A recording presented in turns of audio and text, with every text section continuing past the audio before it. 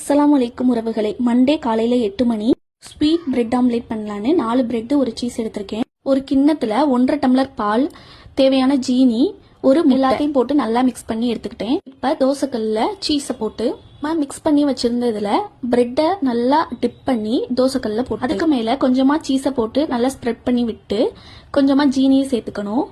இன்னொரு பிரெட்டை நல்லா டிப் பண்ணி அதே மாதிரி மேல வச்சுட்டு ரெண்டையும் நல்லா டோஸ்ட் பண்ணி எடுத்தோம்னா சூப்பரான ஸ்வீட் பிரெட் ஆம்லேட் ரெடி ஆயிடும். நாளா கட் பண்ணி கொஞ்சமா ஹனி ஊத்தி அப்படியே டிஃபன் பாக்ஸ்குள்ள எடுத்து வச்சோம்னா சூப்பரா இருக்கும். ஸ்நாக்ஸ் இஸ்வாக்கு பிடிச்ச பொட்டேட்டோ சிப்ஸ்.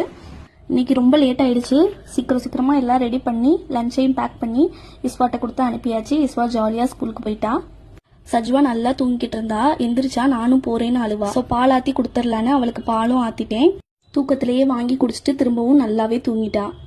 இன்னைக்கு எனக்கு பிரேக்ஃபாஸ்ட் என்னன்னு பாத்தீங்கன்னா இஸ்வாக்கு கொடுத்த அதே ஸ்வீட் பிரெட் ஆம்லேட். நேத்து நான் ஆர்டர் பண்ணி எனக்கு புதுசா வந்த என்னோட எனர்ஜி பூஸ்டர்ஸை நட்ஸ் ஷேக்கோட கலந்து குடிச்சிட்டேன்.